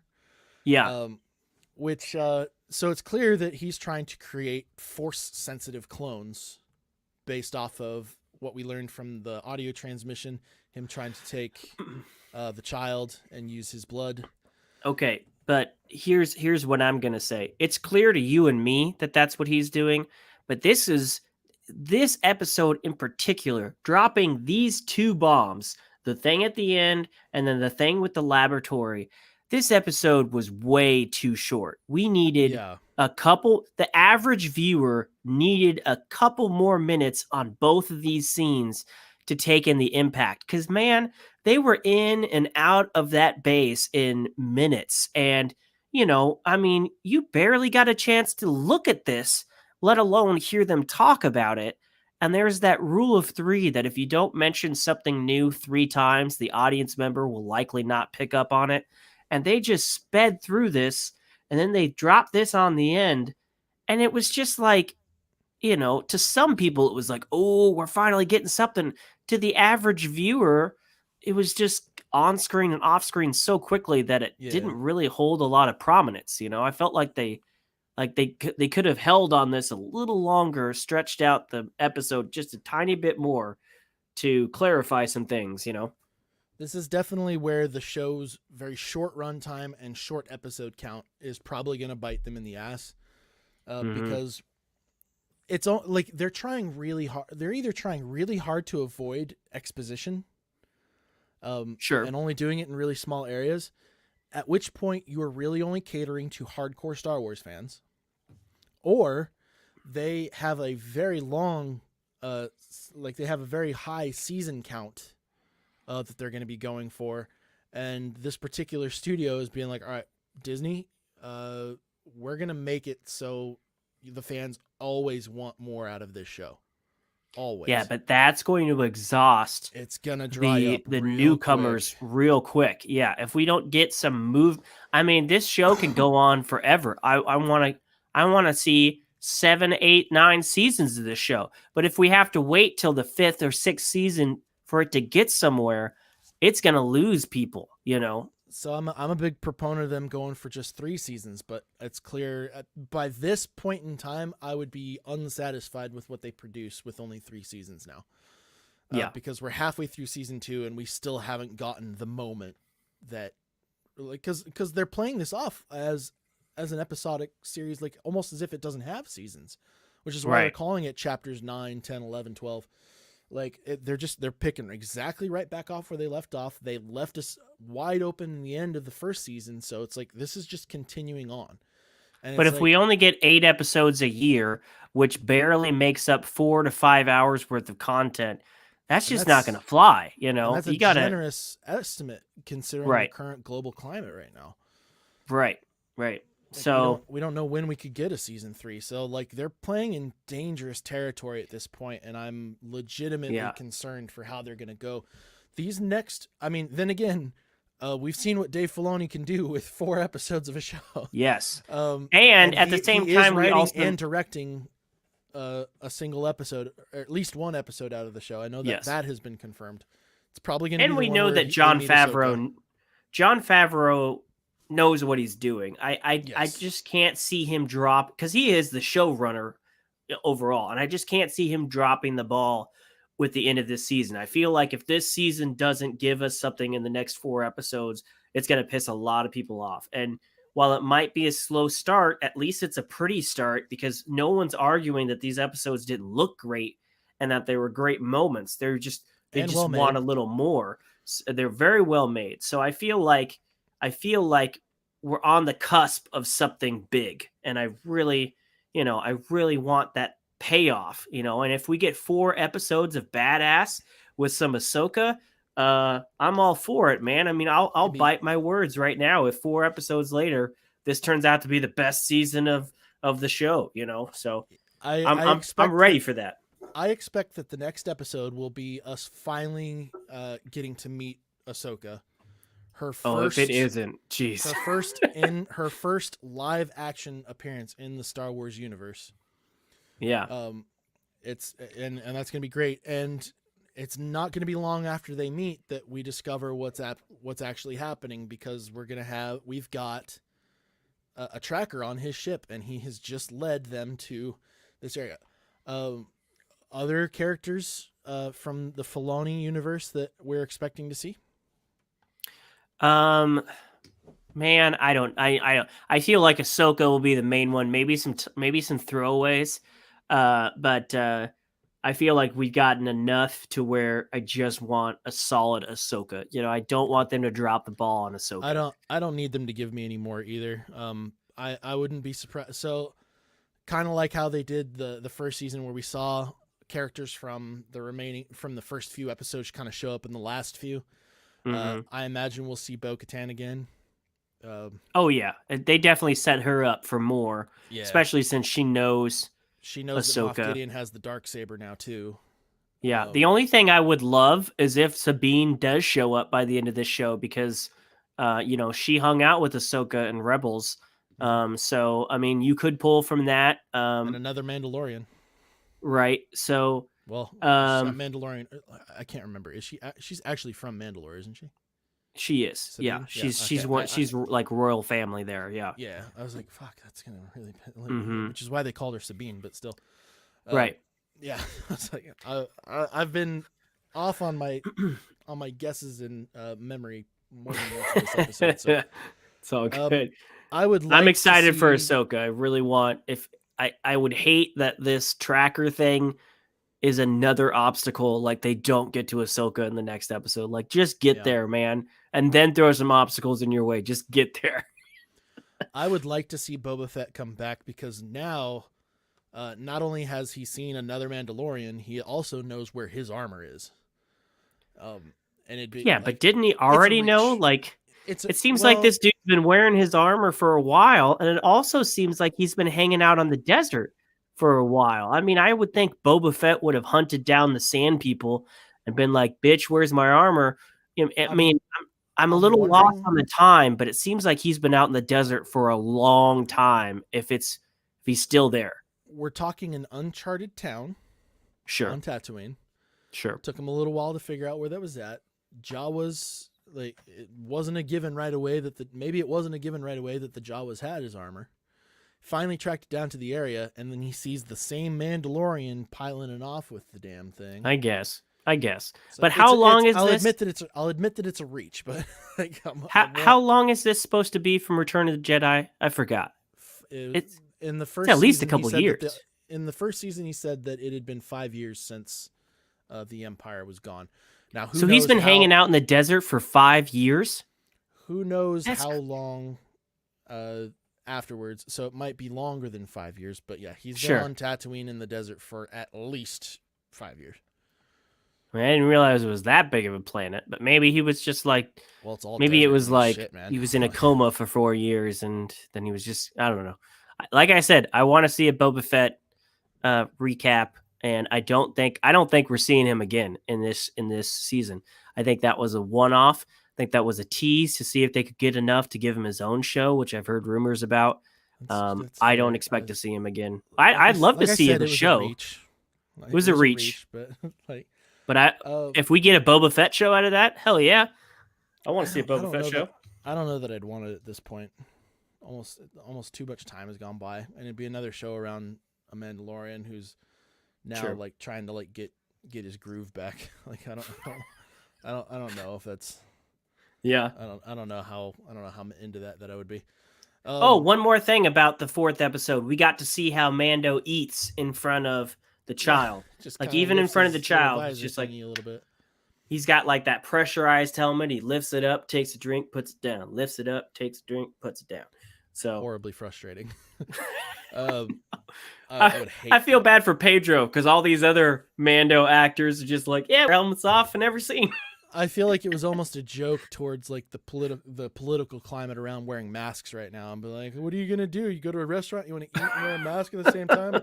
Take it off, take a chop. Like Maybe I don't know. Maybe I don't know. I expect that a little on the nose, but maybe. I expect that in the next episode he's gonna finally meet up with Ahsoka, and the end of that episode is going to be the Empire like closing in. Like he knows where the child is. And not only do we know where the child is, he sent in spies first, and he's realized that there's another friggin' Jedi there, or maybe multiple. Maybe Ahsoka's been working with some other people. Maybe she's got an apprentice now. Who knows? Like maybe this child is going to end up being her apprentice. Who knows? Maybe that's the route that they decide to go. But that's farther on the prediction line. But we see the Empire's like bearing down on him. Yeah. And then all hell breaks loose at that point, and then it's like 3 episodes of just like this horrible struggle to try and maybe we finally see like a real confrontation because we've got a lightsaber wielder and a dark saber wielder who are aiming to be coming together now. I think we're gonna see an actual lightsaber duel in this show. I think so. I think that would be great. I think well, first of all, it may be. I wanted to get your thoughts on this. When they were listening to the recording of that doctor in the lab, was he only talking about the child when he was talking about the source, or was he talking about like did they have another source where they were getting midichlorians from, or was all of that experiments just done with the sample in the first season? Well, he specifically said that maybe they had another one beforehand. And that this new source was like was really important because the first time it wasn't enough. I don't know, but he did specifically say that he only had time to get a certain amount from the child. Right, and then he ended it with, get back. We need to get back to the source. So maybe the child was the only source. And then when I saw those bodies, he specifically said that he didn't want to kill it. Right, that was really important because which is also why it was so it. important to him in the first season that it did not come back killed, that it was a live bounty. Because what's the point? Yeah. And then when they showed those bodies in those tubes, I couldn't help but think of Snoke and the Snoke bodies in the tubes in the Rise of the Skywalker or whatever. The cloning chambers. The cloning chambers. And I was just like, I know it's not Snoke. I know it's not Snoke, but I had this like fever dream fantasy of if this show goes on for a while, how great would it if the next big bad after Moff Gideon was Snoke. Like, I would love to see Snoke in his prime, not age-old Snoke that gets killed like a bitch in the Last Jedi. I would love to see Snoke rise to power. I mean, Dave Filoni has been responsible for a series that saved one trilogy in the Star Wars universe. Maybe he can do it for another. I don't know. He's corrected a lot. Yeah. So he made the prequels watchable. He did. He did really so much. Watchable. I'm so glad that he's getting the respect that he deserves, and I feel like this is just the next step towards him taking over for Kathleen Kennedy. But I'm so glad he's involved in this show because Jon Favreau is a creative genius, and he deserves all of his accolades for what he did for Marvel, for what he's done for Disney with things like The Jungle Book, although I'm not a big fan of Lion King, and then for what he's done for Star Wars. But I'm so glad that he brought Dave Filoni in, as he rightfully should, because whereas Jon Favreau knows how to run a show and direct and bring it all to a thing, Dave Filoni knows Star Wars. Star Wars is in his blood. If you need somebody to write something that's not going to conflict with the last fucking movie you did, like the newest movies, which couldn't even keep their own continuity, I mean, then you bring in Dave Filoni, and clearly he's the mastermind of connecting shit together. So it gets me excited that he's involved in this, and I can just see, the possibilities in the future if this show picks up. If 3 seasons from now we're still trying to return Baby Yoda to the people, then it'll never get anywhere. But if it ever does, Snoke would be a really cool thing as a future big bad. I'd love to see that. Yes, but at the same time, what we're getting dangerously close to there is one of your most hated tropes around surrounding current media these days, is where we're getting content specifically to fill in the blanks for other pieces of content. True. I can't remember the term that you used for it, but yeah, I know what you're saying. I would hate it if first of all, yes, the sequel trilogy ultimately is disappointing for a lot of Star Wars fans. At its worst, it's considered worse than the prequels. How did that happen? some of the points that are given by people who make that argument, I absolutely do understand and even agree with some of them. To some, at its best, the sequel trilogy is just more Star Wars content, and that's the best way that I've heard it described, is that it's just more Star Wars, which is not a great. It's not a great thing for a numbered trilogy. No, it's everything else is more Star Wars content. The numbered trilogy, we're supposed to be, you put your best apples into those. I would hate it if a show. Have a good night, buddy. Thanks for joining. Take it easy, Kong. I would hate it if we were to find out that that Snoke was involved in this series to some degree or another. Well, I mean, even if he was just like out that it was Disney, kind of trying to fill in the gaps, trying to make up for some of that stuff, or trying to explain away some of the mistakes that they made with a new piece of media. It's like, you know what? I don't know if it would be an explanation, but just I think the biggest thing that everybody hated, other than the actual death of Snoke, was just the fact that you had no idea who he was. Yeah. Well, how did he get that far? Who was this Hugh Hefner dude walking around in a robe running the First Order? Who is this guy? I would love to see some of that, even if it's, the Rogue One is an amazing freaking movie. And it was that much more amazing when Vader came on screen at the end. I mean, he wasn't in it that much. You saw his volcano planet with his lame, don't choke on your aspirations joke. And then you saw the last scene, and that is the scene that everybody remembers. Even though we've had so much of Vader, we still were like, yeah, Vader, coming to bring this movie home. And so if Snoke came to just give this show that much more of a connection, even if he wasn't the main focus, I would love to see that. But again, before we even get to that, I would love for the payoff for this current storyline to happen, because I feel like, I don't feel like this is the second season. I feel like this is a continuation of the first season, and we have yet to get to that, oh shit moment. This is what the show is about. We're still in the dark, and we're so much in the dark that if not for the crazy good visuals and just the overall nostalgia machine that Star Wars is, any other show would not be doing well. And there's already people saying that this show isn't doing well. And I don't agree, but I understand why they're saying that. I cannot say that I would be surprised if we saw some sort of single or multiple hints towards the formation of the First Order in this show.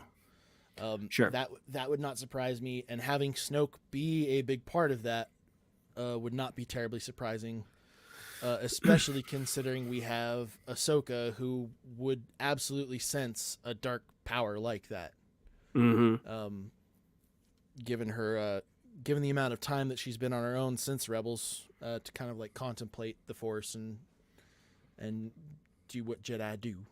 Yeah. But one more nitpick I have for what we've seen so far. I love Boba Fett. He is a fantastic pilot. I mean, granted, we haven't seen that many pilots in all of the shows, but we've seen Han, we've seen Luke, we've seen we've Wait, seen Boba Fett? Ray, not Boba Fett, Mando, Okay. the Mando. Okay, the Mando. Mando is a badass pilot, Yes, he is. and we've seen that twice now in this season alone. He's badass. However, I swear to God, if every single time he's in a chase, he does the whole cut the engine and fall thing, they don't need to do that every single time. We got that in what was the first, The Force Awakens. We got that in Force Awakens when Rey just suddenly could fly the Millennium Falcon better than Han Solo ever could, and she did the whole cut the engines, fall back, flip, shoot the TIE fighter. And then we've seen that twice with the Razor Crest in this season alone. And it's like, yeah, that's cool, but you don't have to do it every single time, like just stop copy pasting, for the same type of scenes. I will say that is absolutely a nitpick because that's a little thing. I know. And it's really cool when they do it. That is totally a Josh nitpick, 100%. I'm sorry. You wanted the nittiest of nitpicks. There you go. Nittiest of nitpicks. Yeah. I don't know. There was one scene in the latest episode where when they're running through the Imperial lab, you could see a dude in jeans and a t-shirt in the background. Did you see that somebody logged into the Star Wars like Wikipedia and added him as a canon character? Yeah. Somebody also made a mock-up of an action figure. Yes. Jeans guy. I loved it. I loved it so much. And then let's see, there was another one. It was a meme that showed up. It was from the episode previous. It was from the Eris episode where one of the Mon Calamari is wearing a sweater, and it's the exact pattern from a JCPenney sweater. I saw that. I saw that. I was just like, just some human mistakes. And at one point, I was you're calling me for nitpicking. Somebody's back checking the costumes with JCPenney's catalogs. That's what I'm getting at. I was like, it doesn't matter how little the nitpick is that you might have come up with. There are people out there who are going Starbucks cup on a Game of Thrones table level of detective ship that wasn't terribly obscure. That was pretty out in the open. No, that was front and center.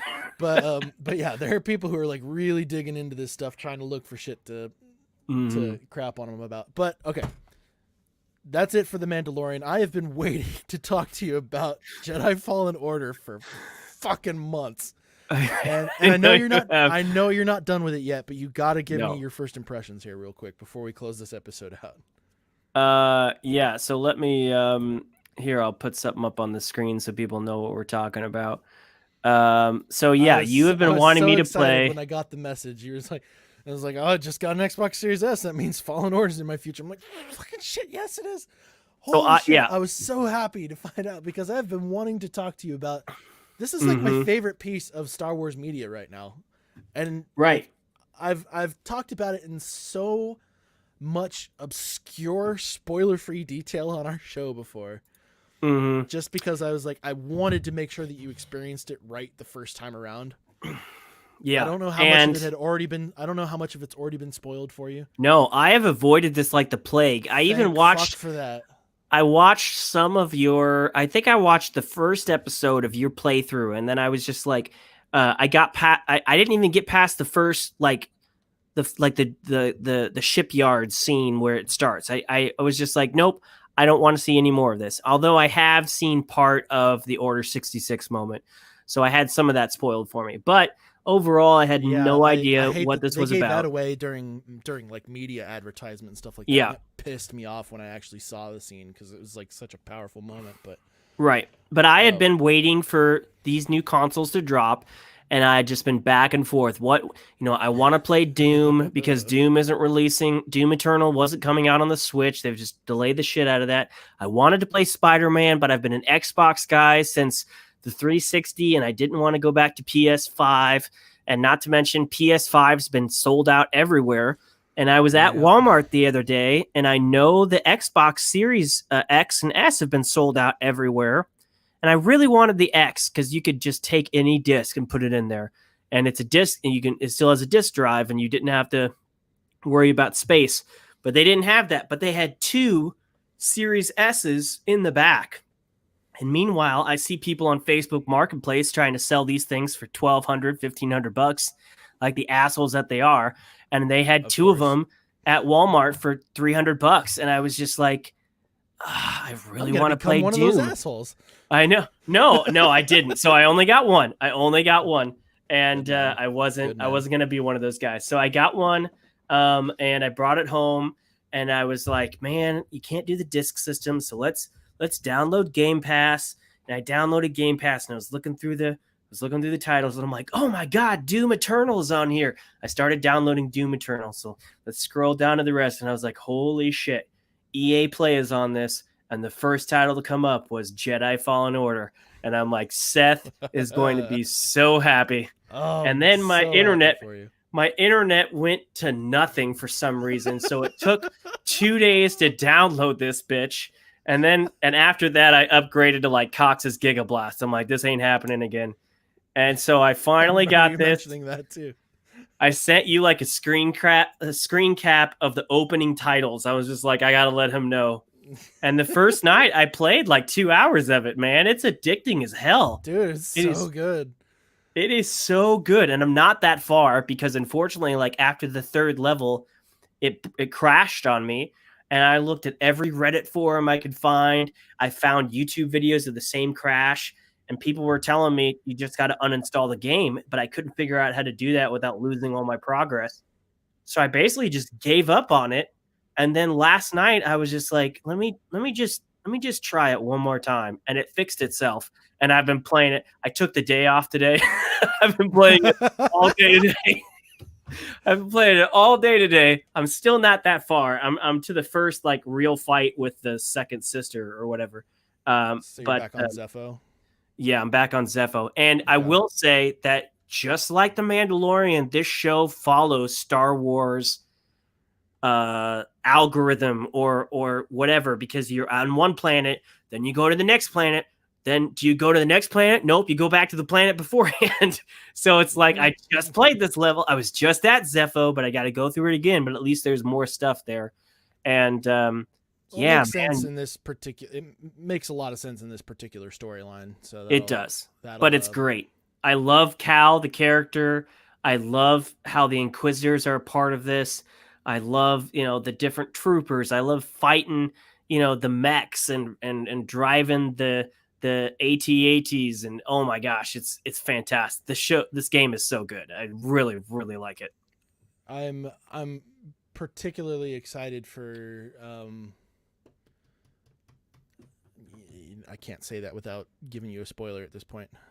Yeah, well, you already kind of spoiled something because you were guessing if this guy was going to be in the show, which means that he doesn't die in the end of this game, I'm guessing. So, but which is fine. I mean, I really like it. I don't really know where it's going, but I was hoping that you would have known that anyway because they've already like talked about like sequels to the game.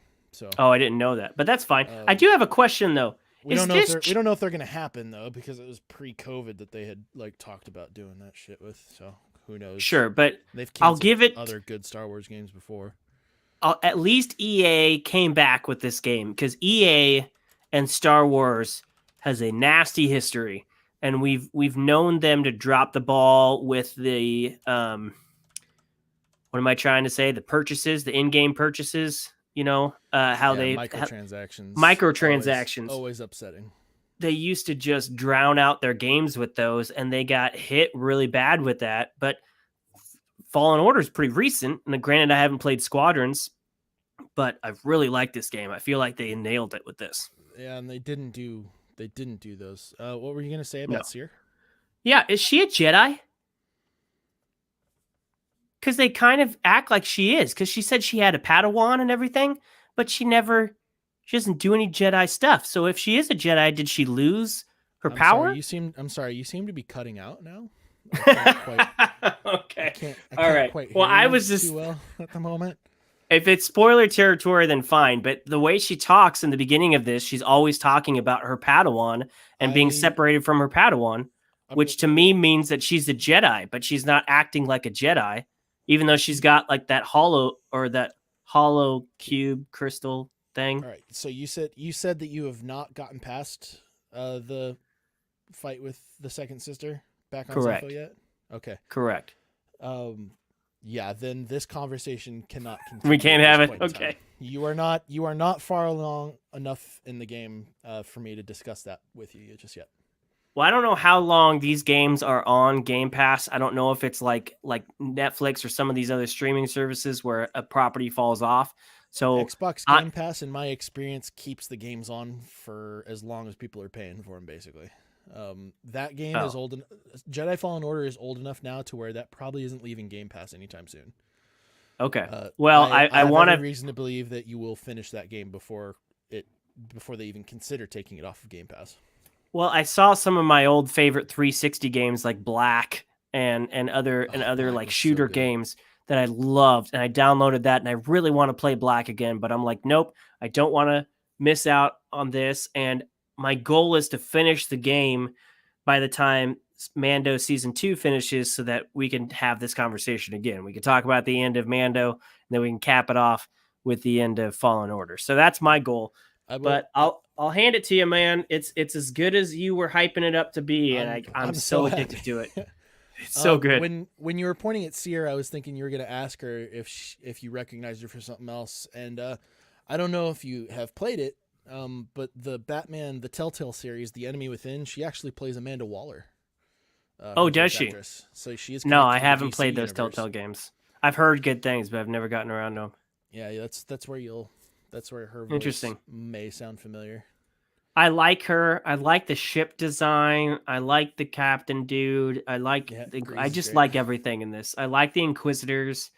I like how there's a lot of different modes that you can play. Like I'm not playing the base mode, but there's even a base mode that's just like story centric, Yeah, and you can avoid most of the action. so the Which story mode, well, you don't actually avoid most of the action, but the story mode is essentially uh, we're gonna spoon feed the combat to you. You cannot fuck up. oh really? So Okay. like there's specific timings that you have to nail your parry timing on Right. I've in order slowly for the learning parry to that. actually open up. The higher the level the difficulty is, the more precise your timing needs to be. In that Yeah. story mode, you could miss that parry by like a full second, and it'll still Mm. give you that parry timer. Well, she's Um, been kicking my ass all afternoon, and I'm almost I know I kind of was like, okay, I got to YouTube this. What am I doing wrong? So I know that I don't beat her. Like I get down to halfway point and then it stops, and I'm almost there. I'm just like trying to perfect my parry, and I'm like, all right, you can't so just go gung ho. You got to parry a bit. So So the best advice that I can give you, this game is very like if you end up playing Sekiro, Shadows Die Twice at all, this is going to be a very similar advice to this. They've got similar play styles. It's another Dark Souls esque type combat system. mhm. Hold block all the time. Yeah, I feel like I'm doing it, but I'm not doing it enough because when I hold block with her, even though I've gotten to the skill tree level where it's like even better when you hold it, I still feel like she's just driving through me. So maybe She I'm just not has holding it enough. she has a lot more unblockable attacks when she'll go red. Yeah, I've been avoiding her She will red. break through that block. She's And also I'm got pissed that people have gotten the double sided lightsaber before me. So as soon as I'm done with her, I'm going back to that planet to get the double sided lightsaber because I there are want that. multiple points where you can get that. Okay. Um, Well, I'm going to find the closest one and go get there is that. a um, No, I don't think you will have been to Dathomir yet at this point. I've heard one of the planets starts with a B. It's like Bongo or something like that. I heard you can get it Bogano. there. That was where that was where you landed right after being picked up by Seer. Yeah. That's right So after the that's my jump to plan to Bogano. go back there and go get the double because I could have really used that here. I'm not saying it would have helped me out that much more, but I feel like a double would be I got you. more fun to play with. It won't spoil anything for the story, but if you watch like I think it's like the second episode of my playthrough, might even be the third. I go to Dathomir because Oh yeah. that's the easiest way to get it, and you get very little story interaction on that. You get Oh, some, but it's even easier than going to Bongo or whatever that other place was. so I don't know exactly where you can get it at Bogano, or Okay, Pagano. if there's a certain force power that you need in order to do that. But Hmm. Dathomir, you can do it immediately as soon as you're able to travel to different planets, you can go to Dathomir first, and you can get it like right away. Yeah, I saw it. I saw it on my planets list. So okay, cool. Well, thank you again. All props to you. You nailed it with this. It's Fucking fantastic. bit I'm your so ear off happy with for it. months, trying to get you to play that I game. know. I scared Uh, you a little bit when you asked me if I liked it. I you did, you did. I was really concerned. I was like, meh. Like at I was like 50-50. I was like, okay, he's definitely fucking with me to some degree. Yeah. He's definitely fucking with me to some degree, but maybe he has some actual complaints. Honestly, I would say that you are, man. I don't even know if you're at the halfway point yet. Oh no, it doesn't feel like it. It feels like I'm Um, still like in the first third. I feel like mm, you're you're creeping up on the halfway point of the game right now. Oh, okay. You've Well, you've I'm getting but used to it. I'm getting used to more of the force powers, and I'm progressing up the skill tree. I'm starting to use because I've always been bad like that. I've never been a person that memorizes the button combos, and at least this is like a 2-button combo, and it's not like a there's not a lot. 5-button Yeah. thing. So I'm learning this, and I'm going back and I'm practicing my because the more of the force skills you know, the better you can get through. Like I've started just throwing bad guys off the cliff if I don't want to deal with them. You Yeah, know, like I don't want to bother with you. I'm just gonna toss you off to the side. don't don't neglect your slow, especially during that boss fight. Yeah, I need to use slow. I've been Don't doing don't push neglect more your than slow. slow. Yeah. Okay. Don't All neglect your right. slow. It loses it. I think it uses less force power. It might. But the robot from Rogue One, fucking hate that robot. the I K2 the K2 Yeah, units. especially when there's two of them. They're like sassy. They're like, we're good. We're gonna terminate your life, and I'm like, and slow doesn't really work on them. I hate them so much. I can't push them. I can't slow them. I just have to run from them and then like snip, snip, and dodge. I hate those guys. So yeah, if you want combat tips, just watch those playthrough videos. For anybody watching this, I did a Yes, go watch full playthroughs. I mean a full commentary playthrough of Jedi Fallen Order. And that was On your second playthrough. That wasn't like a first time, so you knew what you were doing by Oh that point. no, that was like playthrough number 4 or 5 at that point. Yeah, so you um, weren't just playing it. You were like, it was like instruction, at least from some of the stuff that I saw. So I might there have was to a do little that. bit, yeah. 'Cause I hate I those was guys. there's another mode in the game that might also actually help you out. Like if you go to the meditation room like when you meditate, there's another option to go to like a practice arena or something like that. I can't remember what it's Oh, is called, there? but when you meditate, there's like a third option. Maybe you have to beat the game in order to unlock it. I don't know. But it was like they put it out in an update, Oh, and it's interesting. like you can basically set up a practice fight with whoever you want, Oh, with whatever right. conditions you want and stuff like that. But there's Hmm. some challenge modes in there that you Okay. have to. There's like a bunch of different challenge levels, and apparently, in order to unlock more cosmetics, specifically for BD1, you have to complete certain. Like you have to there's 3 medals: complete the challenge, complete it without healing, and complete it without taking damage. Um, Okay. and they're fucking hard.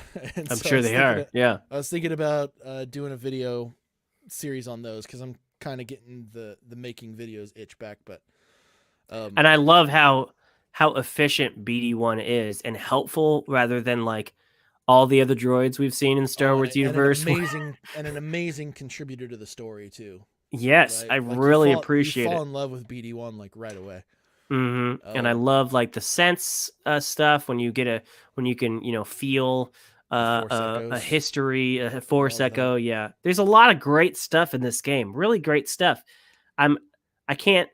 I'm sure there are. I can't think of any like groundbreaking new things yet in this, and I'm sure there are. I just can't think of them right now. But I really do appreciate this, and it reminds me of Batman Arkham City. You know how you were suddenly just you had so much power to just go wherever you wanted and interact on a level you haven't interacted before. And I mean, this is how I felt when I first played Shadows of the Empire back in the day. You know, I was like, this is some groundbreaking Star Wars game to me. It's so much better than just a, pod racing game or a recreation of the missions from the original trilogy. It's just so great, and it's such a good story.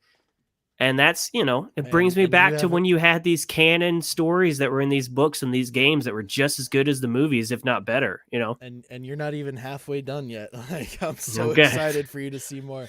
I can see the goosebumps on you. So yeah, I Dude, gotta this get game I gotta get back to that. dude, this game made me cry. Like, that's how good the story is, and I'm so happy that you're in multiple places. Not Well, not just the this is one that the you're thinking of. That multiple places. okay. So I'm really excited I'm really excited to see more. I want to save a podcast episode for when you finish that game, and Okay. we're literally going to devote to talking about the game because it's been out long enough to where I'm not terribly worried about spoilers for most people. But if you're a regular watcher of our content, first of all, I love you. I love that you're back here watching this episode now after it's been like quite a while since we've been around. But yes, play Jedi Fallen Order if you get the chance, Do or it. if you can't play it, like if you're not going to get to that point, I've got a full commentary. I don't talk during the cutscenes if I can help it. I let you experience the story as best as I possibly can, while also kind of like explaining my connection and my reaction to the game as it goes along. You can catch that in our playlists here on our YouTube channel. But yeah, we'll save an episode for that for sure. And we'll have another podcast episode here. I think we can start kicking up the frequency a little bit more because stuff's starting to happen again. And Yeah. Yeah, I think we were taking a break, and had a good things break were too. getting really hectic for me at work. This is the first week I've taken off this year.